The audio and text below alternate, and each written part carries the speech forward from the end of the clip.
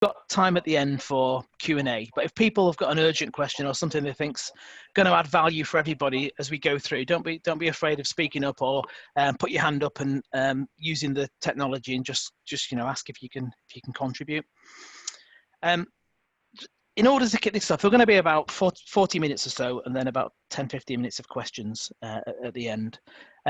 I thought to kick it off, we'd just do a couple of quick intros, and I'll start with Mr. Pryor, who, if you don't know him, I'll let him give a bit of background on who he is. Say your piece, Derek.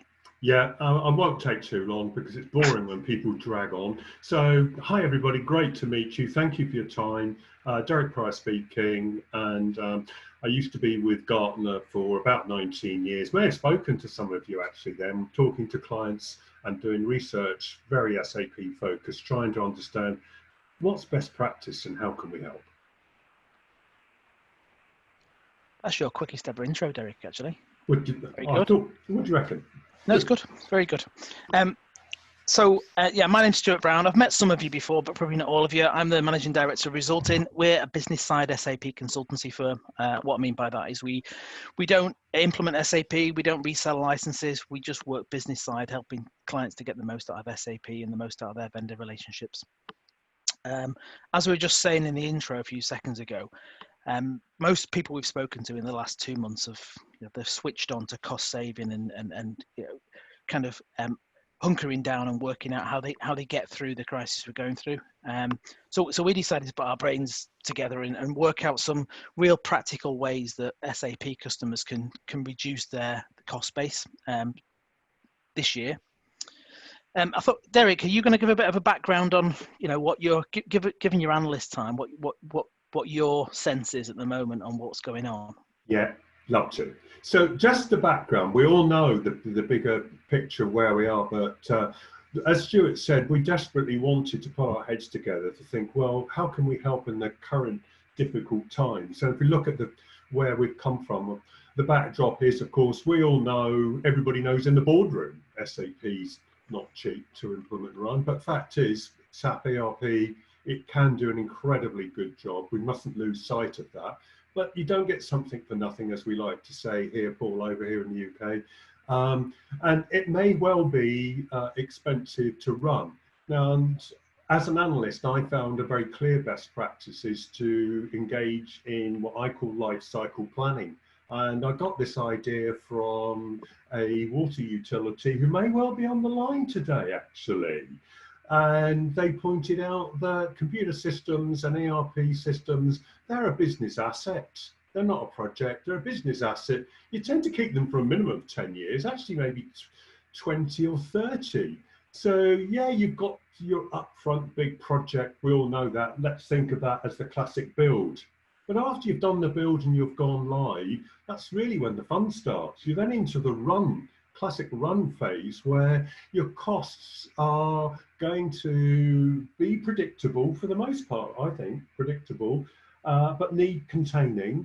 And the costs of running, improving and supporting an SAP ERP solution, like any other big application actually, you have to plan for them and try to do a good job of reducing them. And now we're finding in June 2020, we're up against more pressure. We've got to reduce those costs. And I've spoken to, and Stuart's spoken to, many of you on the line.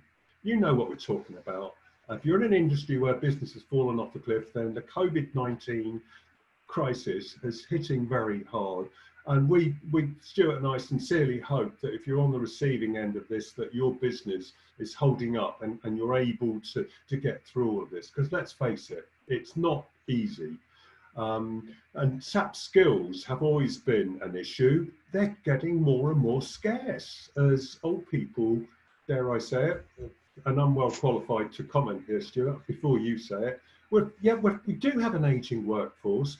We've seen lots of outsourcing actually in our industry, and this worried Stuart and I. So you can see on the right-hand side, there's an icon of a lovely S4 skills survey that we did. We've done some nice research projects here at Resulting, and you can see there's some, we'd like to keep it simple and have color graphic simple reports so you can quickly see without thousands of words what's going on. have a look at the skills survey. It's pretty good. And we can't get through today without mentioning S4HANA. Whilst today's focus is principally about reducing costs, what Stuart and I have come up with, I think, having thought long and hard about this, is hopefully some practical advice to not only help you reduce the costs of your ECC and your current SAP estates. If you're on S4HANA, great. If you're not, then you may have challenges. We've got some really red hot tips about how to get ready later on. Brexit, of course, well, we have to have it on the slide, but we don't want to talk about it. The COVID-19 crisis we've just mentioned. And we know that SAP programs are notoriously difficult to show return on investment for all sorts of reasons. It's not easy, is it, to ensure that the business benefits in the CAPEP or the business case are realised. And that's one of the issues we'll finish off on right at the end, because we know it's a challenge. But today we're talking principally about the cost side of the equation. But let's not lose sight, everybody, that the benefit side of the equation is what gets people excited. Business execs and managers get much more excited. So we've got some tips which we, Stuart and I, hope will put you in a really good position to, cut the costs and do it now, and also be ready for the future for business benefits. So Stuart, could you just maybe flip on to the next slide? I should have mentioned on the second icon on the previous slide shows our SAP success study. I'm a huge, passionate supporter about that. We've done a study based on our research which shows what makes SAP customers more successful, and some are much more successful than others. But today we're talking about costs, and we think that there are three big areas that contribute to your running costs. Let's face it, we can't do anything today about the previous build costs. The project costs for the big deployments are done. So now we're into this life cycle where we've got to try and reduce the costs of the running. That means running the systems and supporting the systems, and probably including doing some small changes as well. So what are these three big cost buckets? You can see staff and skills, that is one big bucket, undeniable. Hosting, this is the technical part, which can be either traditional in terms of physical servers within your data center, or more likely today in 2020, hopefully you're running your systems, your SAP ERP systems in some form of managed private cloud. And then licensing, well, sorry, I didn't mean to swear there, but we do have to mention licensing. Let's face it, there are run costs which are associated with all three of these. Now, a couple of weeks ago, I did a little article in Computer Weekly. I found an existing SAP customer that was right up against it. Believe me, they're having a really tough time in terms of trying to, what do I do to cut these running costs now?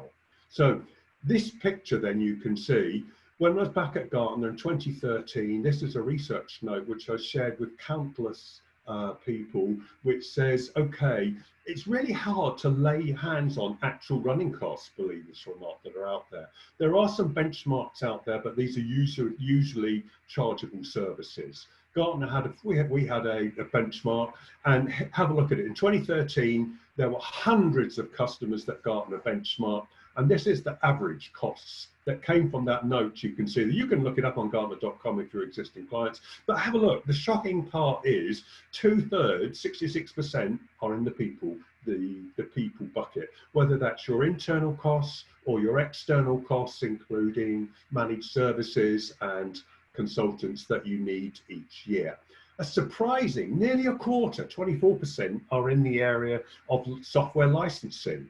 What does that mean? It means the 22% ongoing software application support you have to pay to SAP, including the depreciated software, whereas only 10% were in the technical bucket, the pure hardware or the infrastructure bucket. Now we're going to talk about each of these in more detail, but many of you are sitting there thinking, that's surprising. I didn't think the average would be like that.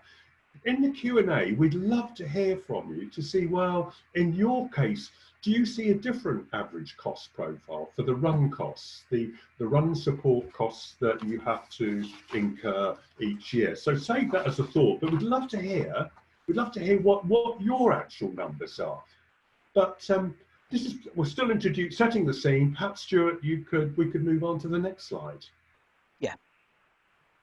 So I think I was thinking why we ended up in this place with this pack, Derek, and you came at this from a point of view of what's the usual cost breakdown. And a lot of the guys in the core resulting team bizarrely come from a manufacturing background. So a lot of the time we find ourselves when we do consulting, we often bring in manufacturing metaphors or techniques.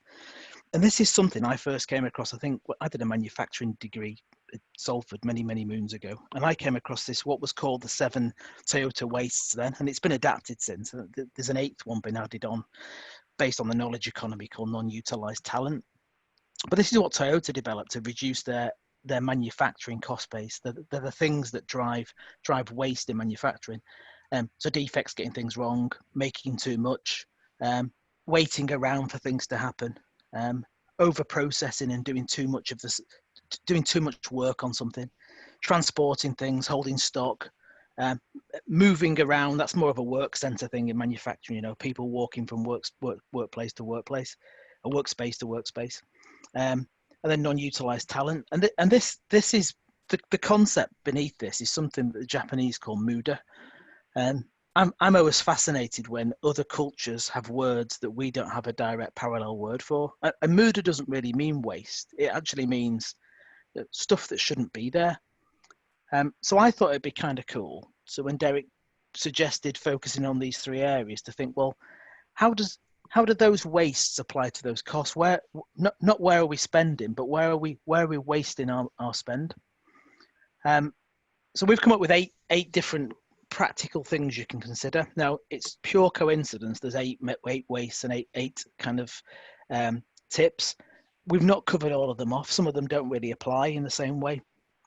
But we're going to use this as a rough framework to go and jump into some areas where you can either in the next 12 months or in the next at least 2.5 to 3 years start to make some inroads into your cost base by applying some simple thinking. And as Derek said on the last slide, I mean, hosting's only 10%. And it frustrates me a little bit whenever I hear people talking about moving to S4HANA.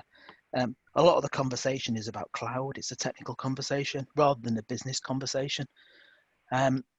So we'll pick that up as we go later into the conversation as well about where to focus your attention. So all of these 8 things take pretty much the same format. So we'll jump straight in on the first one, which is based on the concept of overproduction. I was thinking of my 20 odd years working in this space. What's the most lucrative advice I've given to CIOs and IT directors and people who run SAP teams? And I mean lucrative for them. And it's this really, which is given 60 odd %, a third of your SAP investment is on people doing things. The single fastest way to save money with SAP is to stop doing things, which sounds really obvious. But when you think of that from a transactional perspective, every change request you make has got a huge cost associated with it. Once it's let into set into the wild, once you've designed something and started to build something and test something and train people to use it, and it's there, sat there, being maintained and fed and watered in your SAP system, and ultimately you might have to remove it or untangle it or integrate it with new things that come downstream. Every one of those ZEB programs, every one of those changes has got a cost to it. And you'll all find out in the next 10 years, if you do all move to S4, just how much you've got to unravel because of that. For me, the simplest way of landing this message is to ask the question, and I've asked this to many CIOs, who is it in your organization that signs off purchase orders for your SAP spend? And most people either say it's procurement or it's somebody senior in IT. And I really beg to differ. I think the person who holds the ability to spend, the person who really signs off purchase orders, is the person who's got the authorization to hand transports out. The person who can say to a developer, here you go, here's your SAP transport request, you can now start to develop. That person is actually in control of lots of the floodgates, essentially, in most people's SAP systems. As soon as you allocate that transport request, you've got to go with it. A little anecdote alongside this, I used to work as a marketing director for a software company who provided transport management software. And one of the bits of analysis they used to do when they implemented their software was to look at how many transports have been started but never finished. So orphan work. Where have we asked our systems integrator, our internal team, to do work on something that never made its way into production? And in every single case, there were thousands and thousands of transports that are just, people had started something, it just never finished. All that's waste. So really, my first tip here is to just implement a better process, not change management process, not a technical change management process, just a better process to first select what you do and make sure what gets through the gates in the first place in order to start being developed. Yes, you can improve your change management processes. Yes, you can make that slicker along the way. But the simple first tip is just don't do so much and really govern what you do decide to do. Stuart, just to jump in there, you've got one little statement there which I could not agree more with. Do you really want all those Z programs on your S4 journey? I've spoken to so many customers that said, you know what, when we did take a little bit of time and did a look-see in all of our Z programs, we found that 50% were being unused. They were just left there to gather space and get in the way. 50%. Yeah. Mm-hmm. Yeah. So if you think you've got another 5 or 10 years to go before you start to really pick up the reins on your S4 journey or whatever you do next, the risk is you carry on doing the same. You just kind of conform to type and do what you've always done. I think now's the time to just batten down the hatches and do only what's absolutely necessary. The second one we've linked to defects. Defects cost, whichever way you cut it. Defects in code or defects in configuration. They cost a lot if they hit production, and they take your business down. But they also cost a lot to just do and work. And there's this other manufacturing concept called hidden factories that it comes from Lean, and some of you may have heard of it. And it goes like this, which is if you inspect something at the end of a manufacturing process and check its dimensions or check whether it's fit for purpose, 99% of things can be fine. But if you do that, what you're not doing is checking how many times it's been around a loop of being fixed or improved in the factory. And those things Lean manufacturing calls hidden factories. So every time a defect is remediated and changed, you're paying for that. You're paying your systems integrator to sometimes fix things that they built that weren't right in the first place. Essentially paying multiple times for the same things, and that's real waste. Measuring defects, actually measuring how many you have and measuring how many times things have gone around a cycle. It's quite a challenging thing to do, but if you do it, you can make a real impact on your cost and your quality. So kind of my question on this one is, most people do defect management, but do you really do defect reduction? Do you ever focus on reducing the number of defects and reducing how many defects are going through your development lifecycle? Whether that's just for BAU, whether you're in a big program, whether you're doing annual support packs for the people who do that, just focusing on defect reduction, and putting better measures in place, and if necessary, putting either carrots or sticks in place if you've got an outsourced vendor that's doing them for you. I honestly don't see why you shouldn't challenge your systems integrator or outsourcer to not charge you to mediate defects that they caused first time around. And I think that it's wide open now. The rules have changed a little bit in what's going on in the world. And I think being a bit harsher and pushing back on consulting firms and outsourcing partners who've got away for quite a while of treating you as a meal ticket, starting to get a bit harsher on them on things like this, where there's real waste in there. Have you got any thoughts on that one, Derek? Yeah, I have. I used to work at Hewlett-Packard, Stuart, in the 90s, and the hidden costs of defects was astronomical.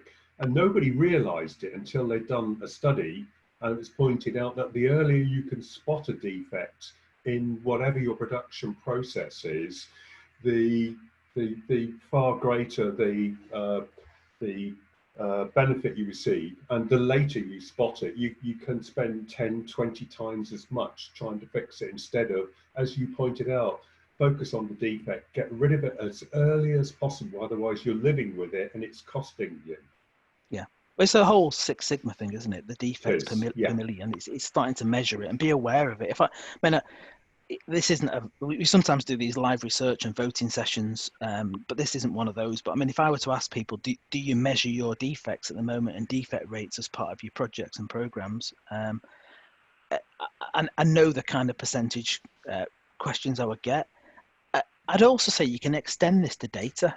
So a lot of the transactional defects you get in an SAP system tend to fall down to just bad data maintenance, but people don't really do things like data quality reporting. You run an exceptions report to look at how, are there any journals that don't look right, but just running a report periodically to say, does any of our master data not look right? This field should always be set to this. Why are these 5 master data items different? Because if you can get those out early in the process, they stop your transactions becoming defective as well.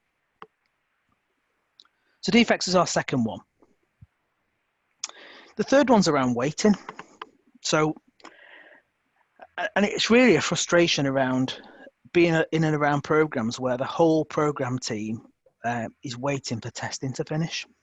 And there's a lot of business people tied up in being removed from their day jobs in order to test, which means that something else is waiting. And test automation is one of the things that we advocate more and more with our clients at the moment. It used to be, if I went back 5 to 7 years, test automation was a bit sci-fi, but the technology has come on so much in the last 5 years. The corollary to that is I also hear lots of people who've been sold a test automation solution by an outsourcer, and they've ended up in what I call an maintenance trap, where the systems integrator has given them some kind of automation platform that's usually based on cheap open source technology, but they're the only people that can maintain the scripts. And what they do is they charge every time they run the scripts for you. So it's a bit cheaper than people doing it, and it's automated in rabbit ears, in inverted commas. But it isn't really, it isn't really cost effective. And every time you want to make changes to your SAP system, guess what? You've got to go and change a whole load of test scripts as well. The modern test automation tools, the ones in the kind of top right of the Gartner Magic Quadrant, are just brilliant nowadays. You can just record the screen and create a test script. So it takes 20% longer than actually just doing a manual test, and you've actually got a test script recording. And they're also really intelligent, so that if you go and change some screens and layouts on screens, they use the technical IDs of the objects on the screens so that you don't have to go and change your test script, and they automatically detect changes. And they are real ROI here on test automation. There's 2 bits to it. The first one is if you had a project team with 10 people on it, and they're all waiting for 3 weeks for testing to finish, versus waiting for 3 hours to testing to finish. And that does sound sci-fi, but it is possible to do that. So there's ROI around your team not waiting, but the other part of ROI is your business not waiting.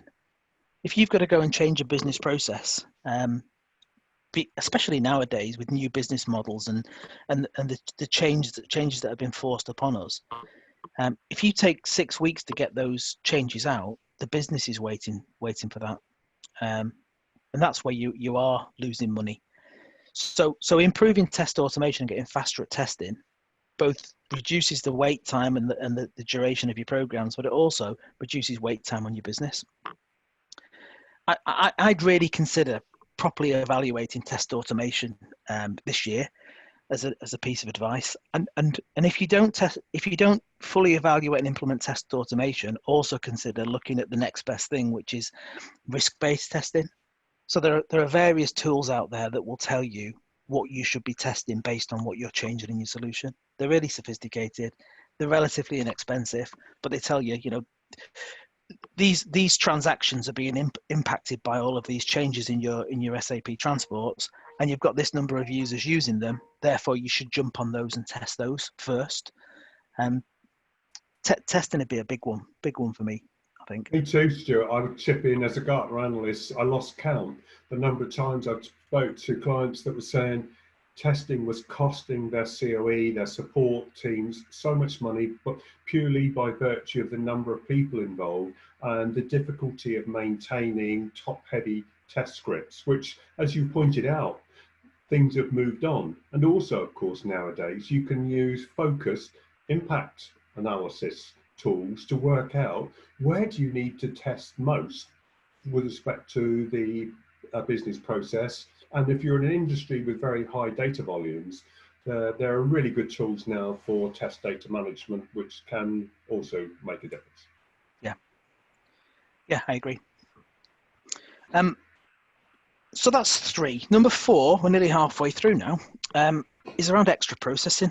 And I'm going to be quite, I've worked for systems integrators and outsourcers before, but I can, I'd rather call out the elephant in the room, which is most systems integrators and outsourcers are the commercial organizations. Not most, they're all. I don't know one that's a charity. They're all commercial organizations. They're driven by growth, just like your business or institution is. To them, you're a source of purchase orders. So they'll take opportunity, right? If they're going to propose a solution, it's rare it's going to be the simplest or cheapest. Contractors, and I'm not going to paint everybody with the same brush, but some contractors will really take advantage. I mean, if you look at the human psychology of it, a contractor is going to really give you the quickest fix. It's going to take a day, or are they going to try and tip themselves over into another 3 months of an extension? And be really wary of contractors that are telling you that this next bit of technology is the next best thing. Sometimes they just want to get it on the CV. They're using you as a guinea pig in order to increase their own net worth in the market. And of course, that thing I mentioned at the start of really controlling what you do and controlling change help with that. But the biggest one is making sure you've got the right skills and capability in-house so you can challenge. After kind of early 2000s, 2008 especially, lots of people outsourced fairly heavily, and lots of people cut their cloth a little bit too thin and ended up being wholly dependent on their outsourcers or offshore systems integrators, or in some cases had to reduce their internal headcount so much that they just didn't have the skills in-house to be able to properly manage the solution. My bit of advice here is invest. If you're going to invest in any area that's going to have an impact on cost reduction, they're the 2 key areas to focus on. Having really, really strong architecture skills so you can challenge back and push back on experts and actually say, actually, there's a simpler way of doing this. There's another way of doing it. And that might not be having, a full-time architect employed at 70, 80, 100,000 pound a year. It's having access to people that are working on your side that can help you face off to your systems integrators and ask the difficult questions, because they've got no vested interest, maybe on a retainer or just maybe even part-time people, part-time permanent people. And the other one is vendor management. If you're going to outsource and go heavy on outsourcing, investing in vendor management is really important. If you're going to run a big program and use systems integrators, having vendor management is really, really important. When they sign a statement of work to say this is what we're going to deliver, track they delivered it and measure them to it and hold them to account for it, and make sure they're not pulling all the tricks they do, like such a body's just been promoted, so he's gone up 2 grades on our grade structure, so we're going to put his rate up. Well, we never agreed to that. But there's lots of little tricks that the outsourcers and SIs will do. If you had just those 2 capabilities within your internal team, or even focus some of your own time on wearing a vendor management hat sometimes and really, really being, quite strict and detailed and organized around the way you manage your vendor relationships, you can save a lot of money. And given Derek's point before, 66% of your cost base is people and skills. That's where the savings to be made, really. It comes back to what you and I have been saying for ages, doesn't it? The customer's internal centre of excellence is absolutely key here. And how many times have we seen customers that have got such a red hot team of experts within their COE? They seem to be doing a much better job, wouldn't you agree? Yeah, they are. I think people who get this right. I mean, there's one last little link I've put on here. It's an easy URL to write down, but I think we'll find a way of getting these slides out to people afterwards as well. We've got something called a COE toolkit where we've kind of identified the 28 or 29, I forget the exact number, capabilities that you need to have for a mature COE. And the couple that we always recommend in that pack, we recommend what you should insource and outsource and automate. And the last two for me, the things that you should keep are these two. And that pack really articulates it well. You should absolutely invest in those two areas. Right, we're over halfway. Do you want to talk about inventory, Derek, for a second and give me a chance to sip my coffee? Oh, has he gone? Have we lost Derek? Maybe. I'll pick it up then. He's still there on the list, but I'm not sure what's happened. Hi. You still there, Derek? Sorry, I just had to check the internet's working here. Fine. Okay. Fine. Yep. Sorry, did I miss something? No, I was going to say, do you want to talk about inventory for a second?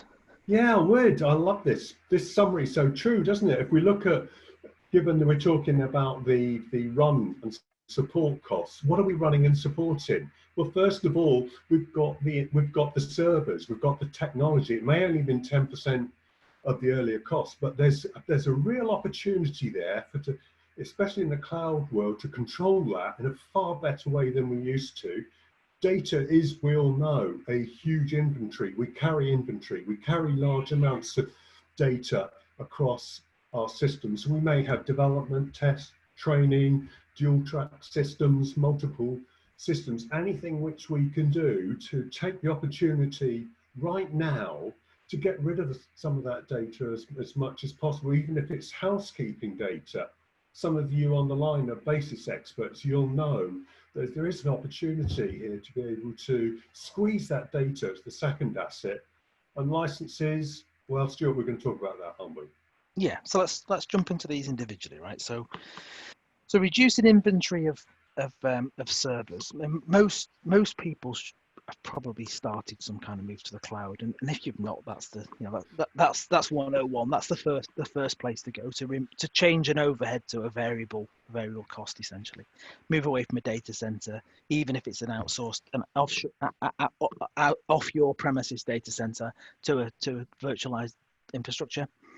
But I'm going to focus here on people who already have moved to the cloud, because we've spoken to a lot of people who have done the hyperscaler thing, whether it's AWS or Azure or Google Cloud Platform, and they're finding out that the cost is higher than the cost of dedicated data centers. And if it's not quite that high, it's still much more than they anticipated. And it's like that because they're not really managing the infrastructures and the environments they have, or that they're not being managed for them in terms of their availability. This should be pay for what you use. You turn it on when you need it, you turn it off when you don't. And the answer really does come into paying attention to the detail. Those of you who are kind of similar age to me will remember what it was like when the phone bill came and you panicked because you've been on the phone all weekend to your friends, and you're going to get a hard time for the itemized phone bill that had just come through. And it is a utility. This, it's taking cloud-based infrastructure is a utility, and monitoring what the transactions are, what the detail is in that usage, but for both production and pre-production is really, really important. And because you're paying for a utility service, you need to make sure that the service you provide includes the detail and the periodic conversations around optimizing it. In the same way that if you take a pension, you expect a meeting every 6 months to talk about how your pension's performing, you should be demanding this from your infrastructure provider. Now, it can be complicated by the fact that if you go to AWS, somebody's still got to manage it for you. All they're providing is the virtualization. Whereas if you go to, say, I don't know, Capgemini or T-Systems or somebody, it'll be their private cloud infrastructure and they're managing the service for you. So yeah, who owns the basis layer and the monitoring layer can confuse this a little bit. But somebody amongst those service providers needs to step up and give you a detailed plan and a cost optimization plan for how you reduce your cost of your infrastructure, whether it's turning your training environments off when you don't need them, or reducing the number of kind of the amount of compute power you need when your batches aren't running. There's lots of ways of optimizing that. We'll give some examples a little bit later on that are non-technical, but that's the first one: reduce inventory of the servers that you have when they've already been virtualized. Anything to add, Derek? We'll talk about some examples later, Stuart, but if you haven't moved to a cloud yet, you can make big cost savings here, and it's reliable. I've spoken to some customers with huge systems, and some of them have even done so with a disaster recovery mechanism in place that the business was never even aware of once they tested it. Yeah, I guess there's that bit as well, which is there's a risk of over specifying certain things based on old doctrines. You know, people used to do multiple failovers when they had a data center, whereas with virtualization, the way you think about that can change, and sometimes you can almost ask for too much up front. This is talking about optimizing it once you have it. You can almost specify a little bit too much by thinking in old world money, if you like, as well. So getting a view of that architectural design before you leap, I think, is important as well. So I think, Stuart, if we're right up against it now, we're in a company, we've got to cut costs. We just have to be hard-nosed and turn the non-production systems off and only use them for the bare minimum, the changes that you were talking about earlier, surely. Yeah, I'll just jump back a slide. I mean, I was going to say, I sometimes have geeky early mornings where I'll get up at 5 a.m. and play with stuff just because it's interesting. And I was playing with some AWS stuff a few weeks back on AI and natural language processing, and you can throw documents at it and it categorizes all the words in there. It's really cool. And I did it on my own Amazon account and provisioned all this processing. And I only played with it for 2 hours. And at the end of the month, I got a bill for 25 quid. And all I'd done is turned on these Amazon storage things and this little processing thing, I forget what it was called now, but I forgot to turn it off. So I've been charged 25 quid for an hour's playtime, just for a bit of a distraction. But that's a really good example of what can happen if you don't put the same controls in for all of the people using your virtualized infrastructure. Now it's a utility. You end up spending things that you didn't know you were spending.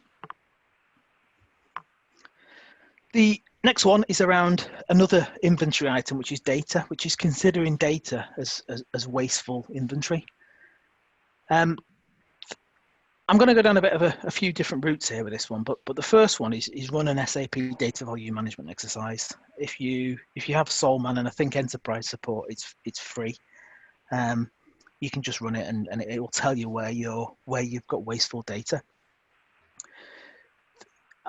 The obvious thing to jump on here is to say, well, let's archive. But archiving can be really costly and complex and a real distraction. It requires a lot of planning, thinking, a lot of functional expertise, a lot of business communication.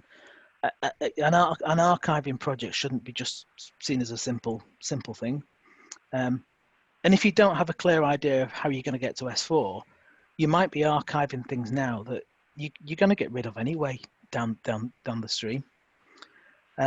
So I think archiving, there's certain things, Derek, I guess that you can archive that are straightforward, like iDocs and technical objects. But I'm talking about the real deep data that'll come out in your data volume management. It's really hard to archive.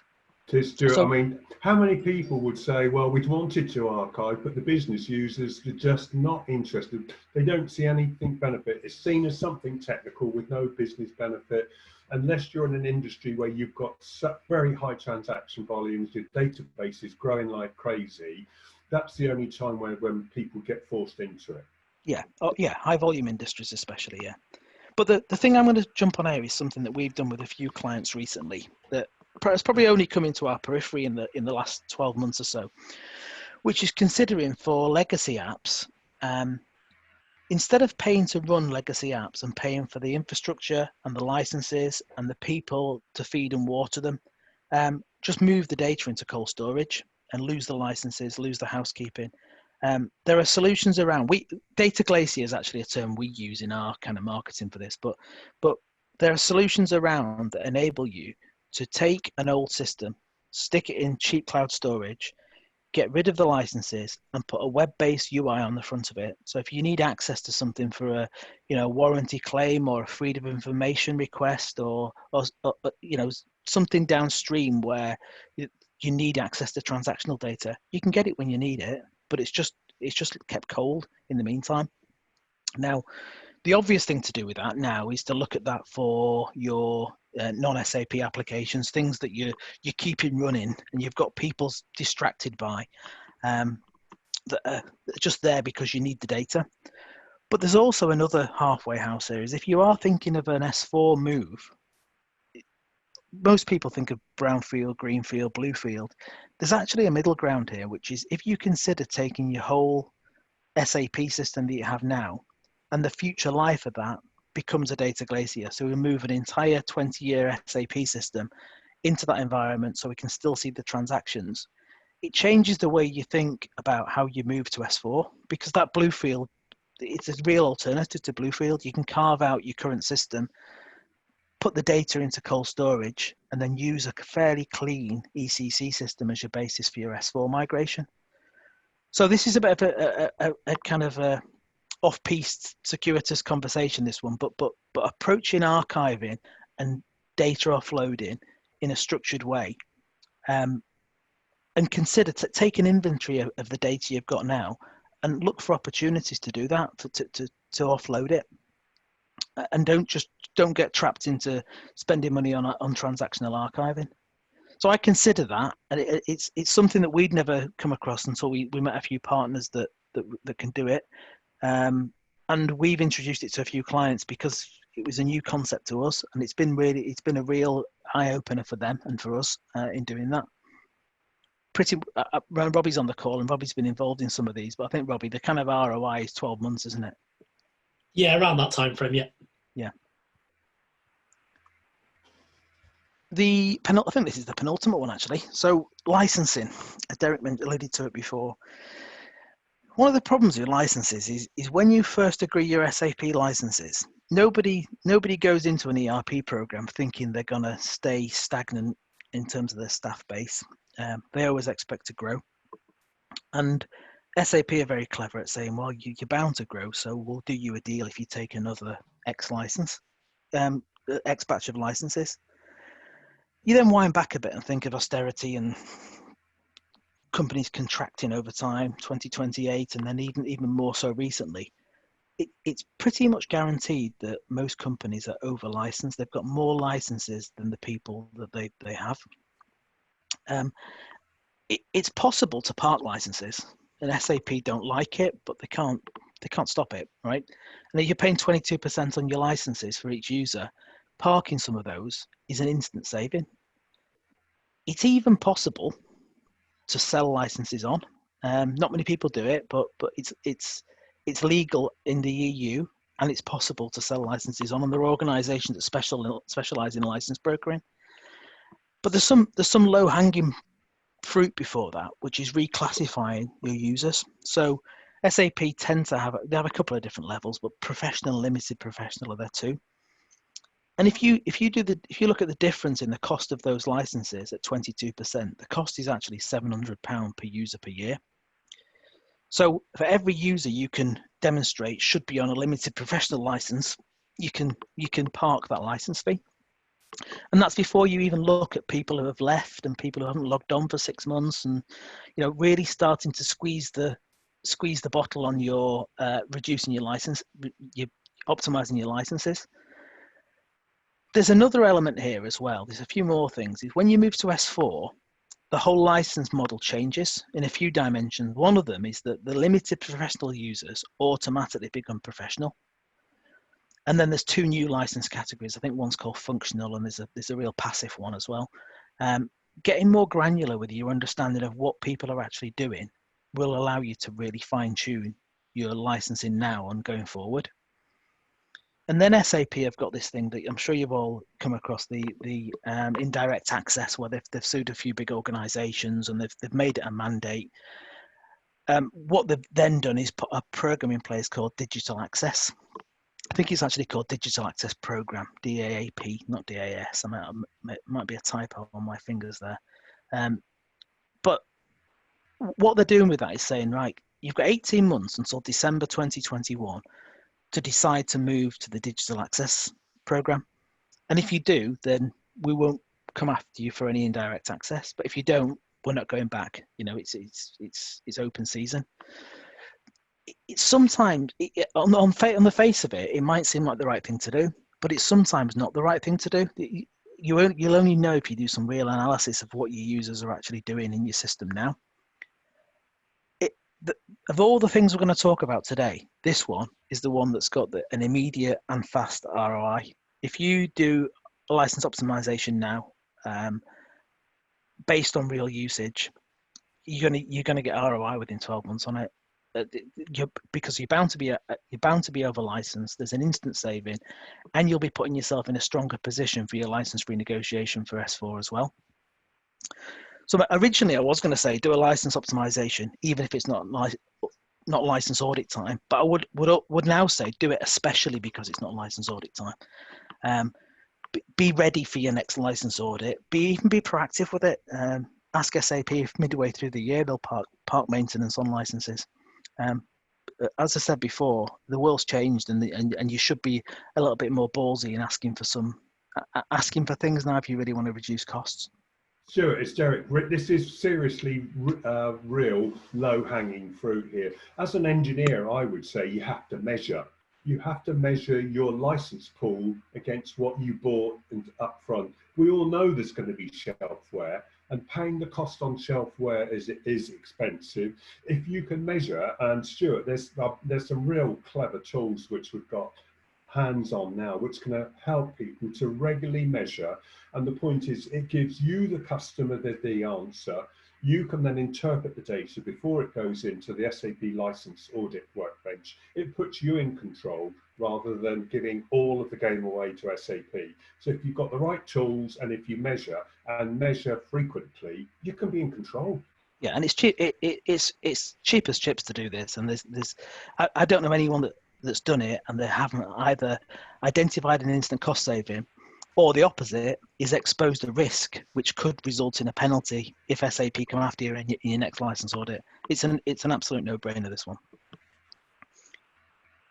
The last one, I think, is there's two combined here, which is a little bit more on weighting, a little bit more on inventory, which is we're probably the only organisation in the UK that has got some real success stories of completing some S4 business cases with clients and getting some real good feedback on it.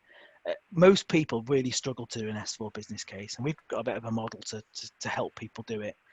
But two things happened. One, in February, SAP decided to kick their 2025 date to 2027 or 2030. So people took the foot off the gas a little bit. And then the whole COVID thing happened, and people didn't just take the foot off the gas. I think they just jumped out of the car and decided that S4 is just not on my agenda unless I'm already committed. The issue with that is you can't wait.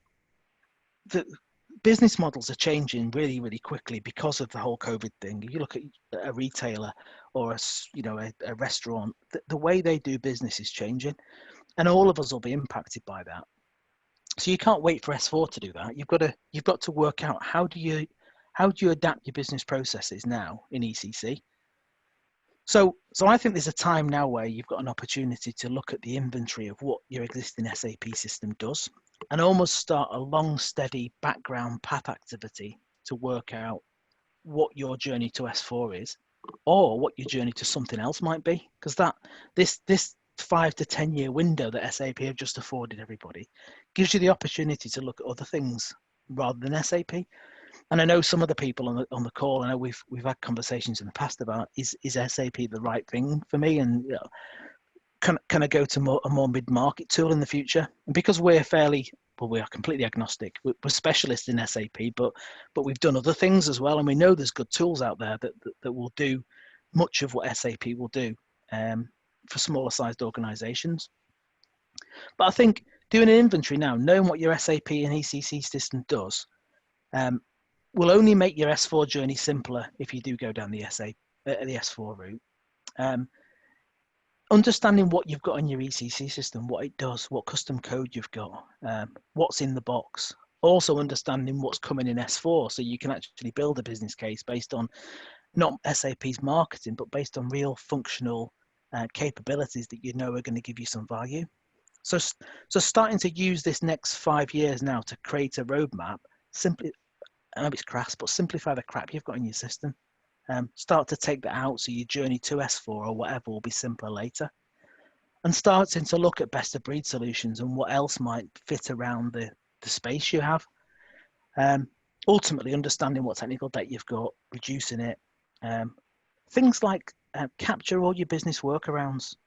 Every time you do a big SAP project, there'll be some things you couldn't fix, but nobody bothers tracking the workarounds and saying, here's where we're wasting time in the business because our system doesn't do it. So, start to track that stuff, look for possible improvements, look for opportunities where you can build composite applications that aren't just solving an SAP transaction problem, but are actually making someone's life in the business easier and slicker. And start to look at things like APIs. You forget that SAP's architecture is 30 years old now. Big, bulky, overnight batch jobs and big IDOC-based interfaces that fail. The world of modern technology doesn't work that way. Everything's API-based, and S4 is based on an API model. Starting to explore some of that stuff now, and look at how you might be able to embed it in your business today before you move to S4. That's just an architectural journey and starting to really take stock of what you've got. So I just start to take an inventory, declutter what you've got in your system now. I've put a little logo there, something called Fusion Graph, which is a tool we sell. We do a weekly demo of that, which I can tell you the date and time of it later. If you want to take stock of what's in your SAP system, or you want to understand what's in S4, it's a cloud-based visual way of doing that, which we can talk, if people are interested, we can talk about separately. But I'd implore people to start to simplify and start to take some of the trash out of their SAP systems now while they've got time. Derek, do you want to jump in on that one? I think you summed it up brilliantly. I think that as we started off at the beginning by saying, we want to help you go straight for reducing these costs here, these 8 areas of costs, but at the same time get you brilliantly positioned to move towards S4HANA. Fusion Graph is a graphical way of showing you how to get there. Yeah. So I'm gonna give a couple of quick examples here. This is a summary of all 8. As an example, we worked with a client last year who was spending 25k a month on their AWS costs. And we managed to get a 9% saving just by doing, as Derek suggested before, just turning things off when they weren't needed. 27k a year straight away. That's got a 2 times ROI within a year. The SAP license audit. If you've got, this is just an example, if you've got 2,500 users and just 5% are wrongly classified as professional, and that's very conservative for a first cut, that's 87k a year of saving. And at the cost of a license audit, you're getting more than 4 times ROI on it. Everything else in here has got bigger numbers attached to it, but I think it's the kind of stuff where you need to start to plant the seeds now, and you'll see the savings come later. So they're all, multiple hundreds of thousands of pounds or millions of pounds saving, depending on the size of your estate.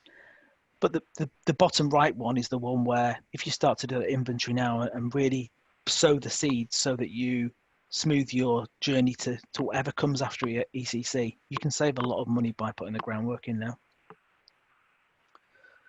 And that was it really, until I thought there's actually a bonus ball in here. We'd already put the webinar out with 8 ways, and then we thought of one more big one, which is all we focused on there is the IT spend. And IT is usually 3 to 4% of your revenue. But there's also the indirect costs and the direct costs of the business to go at. So what if you were to apply the same model, the same 8 ways of lean to your standard business processes? And we do something called an ECC Value Now Kaizen, which is a series of short sprints where we take a business process area like procurement or inventory or warehousing, and we just look for opportunities and wastes where we can really affect the bottom line, and in some cases affect the top line, how to sell more as well. Fairly inexpensive to do. They all have their own business case, and if they don't, then people don't do the next one. But they tend to wash the face fairly quickly.